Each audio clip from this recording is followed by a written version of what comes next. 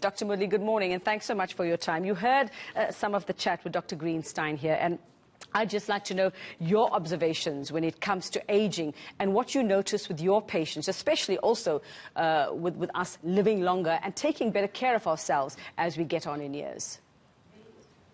Good morning, Yuveka, and good morning to all of our South African and listeners abroad.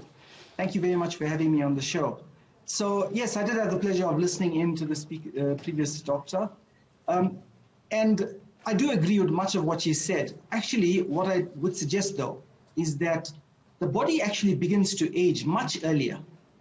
So menopause for that's women is somewhere between 35 and 55. So from the age of 35, our body is aging. And in men, peak testosterone levels are at the age of 30. So from then on, the body begins to age. So we actually need to be preventing conditions much earlier so that the intention, of course, is to live a healthy life until our last day. So in order to do that, we've got to pay attention to aging much earlier, actually. Do men and women age differently? I mean, yes, we have menopause and we have those things when it comes to hormonal changes, but do you see that they age differently, that one ages much quicker than the other? Actually, the symptoms of aging are different for men and women, but the underlying biochemistry and the mechanism by which that occurs is very similar. So in both, progesterone is the first hormone to decline, one of the sex hormones, followed by, in women, estrogen and testosterone, and in men, by testosterone.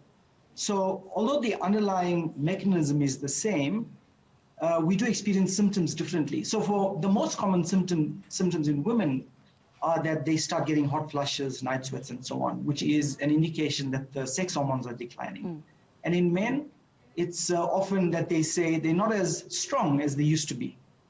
You know, they can't do as much physically. You know, those are some of the early signs. And then the other very common symptoms in both men and women very early on is that they say they don't have a full night's sleep. Typically, it's early morning awakening and inability to fall back to sleep quickly. That's progesterone declining. Okay, so there is an explanation for that. My dad just doesn't like to get up at 5 and sweep the yard. There's a proper medical explanation for why he's up that early, sweeping outside. Oh, absolutely.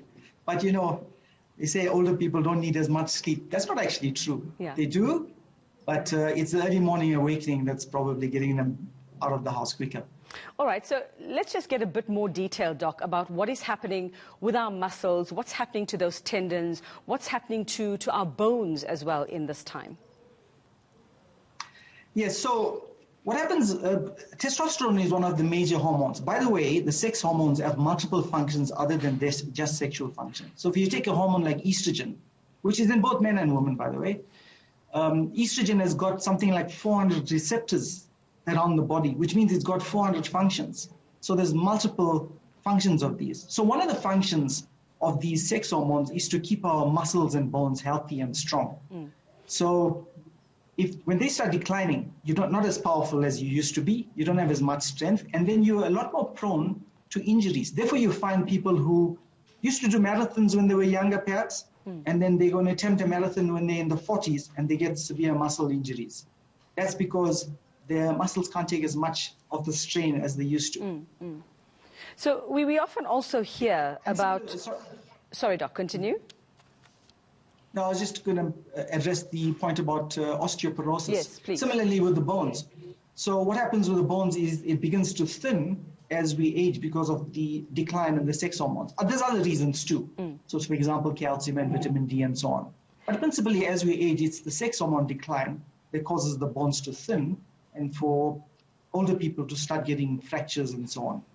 So we often hear about, you know, as they get older, there's a decrease in appetite. Now, I'm trying to wrap my mind around this because we say that the metabolism actually slows down, which you know, for me, in my mind, means that, yes, you're going to want to fuel yourself even more. So just explain that to us. You have a metabolism that is slowing down, yet in my experience with relatives, you find that they actually, the appetite is quite affected and they don't eat as much as the rest of us.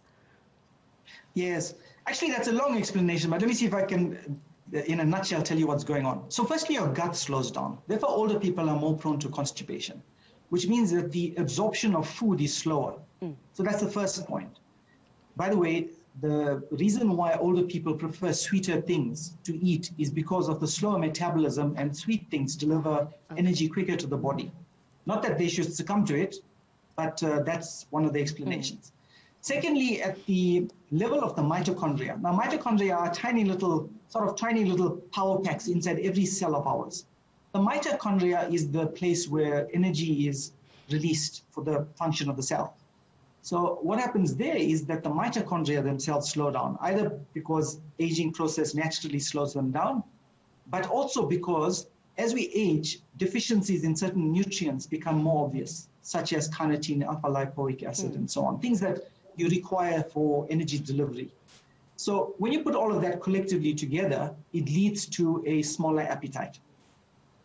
Okay, so that's one of the things I can look forward to, but that sweet tooth, it seems, is going to stay with me well into my senior years, as we call them. So, Doc, let's talk about what we might need to start doing to prevent. Like you say, it starts in your 30s and 40s. What should I do? Should I start to take a host of supplements as well? Or do you agree with Dr. Greenstein when she says, try and stay off as many supplements and pills if you can? Yes, I do agree. So firstly, on medications, this would be sort of prescription medications. The fewer the better because of the side effects. As regards supplements, yes, there too. The fewer the better. It's expensive, and the fewer you need to take, the better. So what that means is that you should test yourself first before going out and taking whatever you think you should take off the shelves. So that means testing your hormone levels, which is what we specialize in, testing your nutrients and electrolytes in your body, and determining whether you actually need them. So you may need progesterone, estrogen, testosterone. You may need vitamin D. You may need vitamin B, all the multivitamins and so on. But only take them if you need them. And the way to determine whether you need them is to first test yourself. And I suppose diet's playing a big part here. We did speak about appetite, but are there any particular changes we absolutely need to start making at any particular age? You spoke about gut health as well, that speaks to all of that. Yes, actually diet and exercise play a critical role in aging gracefully. So to answer your question specifically about diet, yes, it is very important. So firstly, as you age, you cannot eat as much carbs as you could when you were younger because, as you earlier pointed out, the metabolism slows. So if I look at a plate of someone as they age, it should be protein, probably 50 to 60%. By the way, the dietitians are not going to like this. This is not what they postulate. So protein should be the bulk, followed by about 20 to 30% of green leafy vegetables typically, which is salads. And then carbs shouldn't be processed carbs. It should be the carbs you get out of vegetables such as pumpkin, butternut, rice, potato, and so on. It should ideally not be bread because bread is really toxic to the body. All right, Doc, just to wrap up from your side, what is the advice you actually give to your more senior patients about just, dealing with the changes that are happening in their body? Because they're going to happen regardless of what you do. They're going to slow you down. So your advice in terms of just embracing where you are at this stage in your life?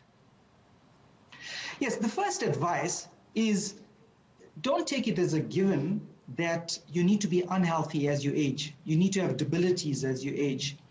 So you can age very gracefully and be very healthy.